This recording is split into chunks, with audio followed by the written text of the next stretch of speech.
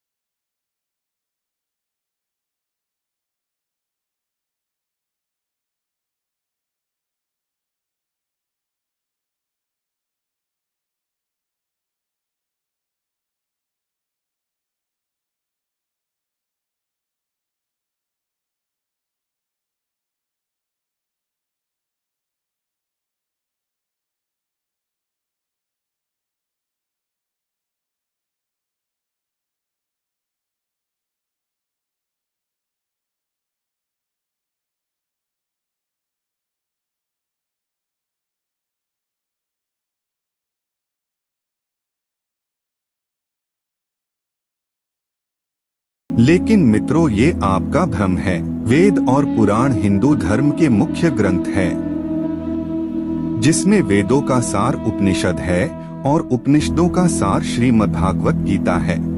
वेदों में पशुहत्या पाप माना गया है और मांस खाने के संबंध में स्पष्ट किया गया है कि मांस नहीं खाना है। इतना ही नहीं बल्कि कुछ प्राणियों के मांस खाने का उपचार भी उसमें लिखा गया है। यजुर्वेद में कहा गया है कि मनुष्यों को परमात्मा को सभी गई रचनाओं से मनुष्य को अपने आत्मसमान मानना चाहिए और जिस तरह आप अपना बहुत अच्छी तरह से आप अपना ख्याल रख पाते हो, वैसे ही हमें दूसरे प्राणी और जीव जंतु का ख्याल रखना चाहिए। वैसी ही अर्थवेद में कहा गया है कि ये मनुष्य तुम चावल, गेहूं, दाल आदि आहार के रूप में तुम ग्रहण करते हो, वही तुम्हारे लिए वही उत्तम माना गया है। तुम कभी भी नर या प्राणी का हिंसा मत करो। वही बात ऋग्वेद में बताया गया है कि गाय जगत की माता है और उनकी रक्षा करने में ही समाज की उन्नति है। मनुष्यों को सभी प्राणियों की रक्षा अपने जीवन से ज्यादा करनी चाहिए। इसे भागवत गीता में मांस खाने बात नहीं खाने की वजह की बात बताए हैं। 3 चरणों में उस बात को विभाजित किया गया है, जिसमें सत्व, रज और तमस को इन तीनों में मांस का उल्लेख किया गया है। गीता के अनुसार अन्न से ही आपके मन के विचार बनते हैं। जो मनुष्य सात्विक का भोजन करता है उसकी सोच भी सात्विक रहती है। मांस और मदिरा की जैसी चीजें तामसिक भोजन कहा जाता है। इस तरह का भोजन करने वाले लोग अक्सर कुकर्म, रोगी, एक दरंदी की तरह रहना, दुखी और सदा के लिए आलसी बन जाते हैं। गीता के अनुसार सात्विक भोजन करने वाले लोग की उम्र बढ़ती है और उसकी आयु को लंबा कर देता है और उनका मन को स्वस्थ और तंदुरुस्त रखने के लिए बहुत ही अच्छा होता है, जिस कारण वह बल, बुद्धि और आयु को बढ़ाने में हमें इस हिंदू की तरह हमें शाकाहारी का भोजन खाना चाहिए।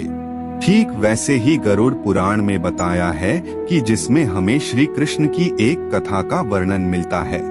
बचपन में एक दिन श्री कृष्ण तब यमुना किनारे पर एक पाई पेड़ के नीचे एक दिन बांसुरी बजा रहे थे। ठीक उसी समय पर उसके पास एक हिरन दौड़ता हुआ आया और उनके पीछे जाकर वह छिप गया। तब हिरन बहुत डरा हुआ था। तब श्री कृष्ण ने हिरन के माथे पर हाथ सहलाया और तब हिरन से पूछा, क्या बात है हिरन, तुम बड़े घबराए हुए हो। तभी वहाँ पर एक शिकारी वहाँ आ गया। तब शिकारी बोला कि ये मेरा शिकार है, तुम मुझे दे दो। तब भगवान श्री कृष्ण बोले कि हर जीवित प्राणी पर सबसे पहले उनका हक होता है, न कि किसी और का हक होता है। ये बात सुनकर शिकारी को बड़ा ही क्रोध आ गया। उस शिकारी गरजते हुए कहा, भगवान कृष्ण को ये मेरा शिकार है जिसे मैं पकाकर खाऊंगा, ये बात छोड़ो, तुम मुझे तुम्हारा ज्ञान मत दो। इस प्रकार ये बात भगवान श्री कृष्ण दोबारा बोले कि सभी प्राणी को मारना या जीव को मारना ये बड़ा ही पाप है। क्या तुम पाप के भागी बनाना चाहते हो? मांसाहार ये पापा है या पुण्य, ये बात तुम नहीं जानते हो। तब वह शिकारी बोला कि मैं आपकी तरह बहुत ज्ञानी नहीं हूँ कि मैं क्या जानूं कि मांसाहार पापा है या पुण्य, ये बात नहीं जानता हूँ।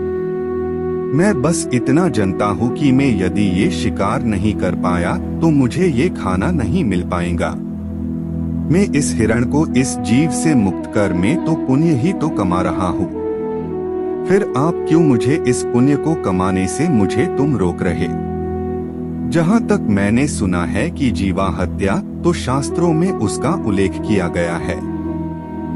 तब राजा भी शिकार करते थे, तब ये पाप नहीं कहलाता था और इस पाप का मैं ही क्यों अब भोगूं? तब शिकारी श्री कृष्ण को पूछा, अब आप ही बताइए कि मांसाहार पाप है या पुण्य, इसके बारे में बताइए। तब शिकारी की बात सुनकर भगवान श्री कृष्ण को लगा कि ये शिकारी मांसाहार खाकर अपने बुद्धि नष्ट कर बैठा है। इसके अंदर सोचने और विचार करने वाले भी विचार उसके अंदर नहीं, बल्कि ये बात को पूरा ही समझता ही नहीं है। इसलिए इस शिकारी को ये बात बहुत अच्छी तरह से समझाई।